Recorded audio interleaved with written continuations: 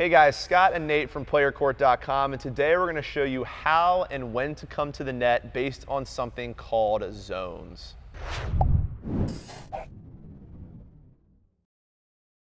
All right guys, today we're going to break down a concept called zones, and to be clear, this video is for players with a player court rating of 59 and below. If you're not in our community or familiar with our rating system, a player court 59 is the equivalent of a USTA 3.0. So as you can see, we've split the court up here into 3 zones, a red zone, a yellow zone, and a green zone. And what these zones are going to do is just help you understand when to come to the net. And Nate, these zones work based on where the ball lands, right?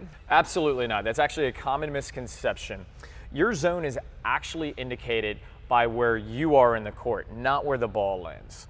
All right, so what we're going to do is we're going to actually start today by talking about the red zone. And what do you do when we get to a red light? Definitely run it, right? Yeah, wait, what?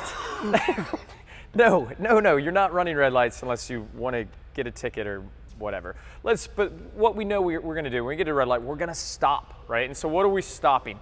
I want you to stop thinking about offense from this zone. So what you're going to see here is that with the red cone behind us, the tube is indicating what zone this is.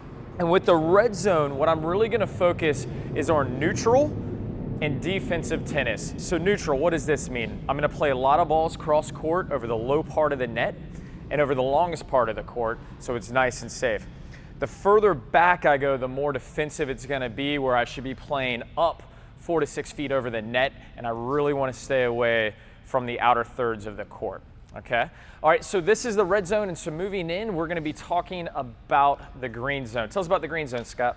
All right, so the green zone, very simple. Green means go. So just as Nate explained, red, when you're pushed back behind the baseline, you're on defense, pretty obvious. The green zone, I think, is even more obvious. If you get pulled so far forward that you're almost to the service line, or you're halfway between the baseline and the service line, it's never going to make sense to turn around and retreat. So when you get that ball that's shorter in the court and that pulls you in front of this yellow dotted line here into the green zone, whether you like it or not, you've got no choice. You've got to move up to the net.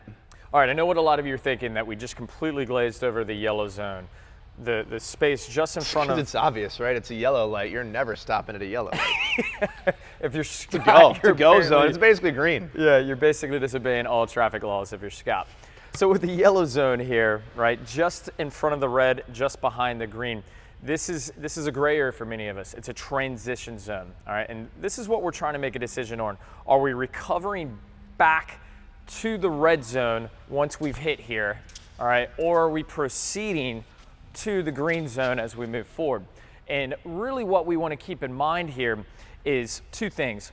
Did I have time, and am I balanced? And if I have these 2 components, it means I can be more aggressive with my ball. I can spread the angle, and perhaps I can hit it with a little bit more pace. Now from this yellow zone, I certainly can move forward to the net. All right, I just want to make sure that my opponent is out of position, and oftentimes what we're going to see is our opponent really stretching for the ball, maybe their back is exposed, and this is a good indicator of when we should be going to the net. Not quite as obvious as the green zone, where we almost have to go in because we're being pulled in.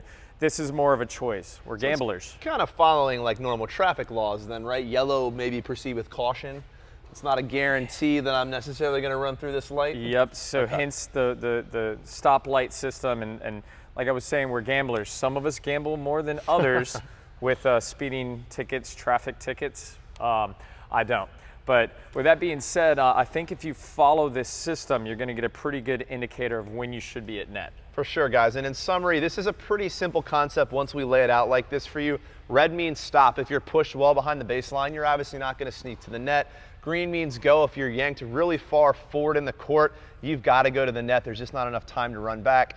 Yellow, proceed with caution, as Nate covered. There's just going to be a couple different situations that arise when my position is in this zone. Sometimes I'm going to recover back to the baseline. Sometimes I'm going to proceed to the net. So I think if you understand these zones and pay attention to where you are on the court, again, not where the ball bounces, you'll have a better understanding of when to come to the net. And also, guys, Nate and I want nothing more than just to see you improve your game.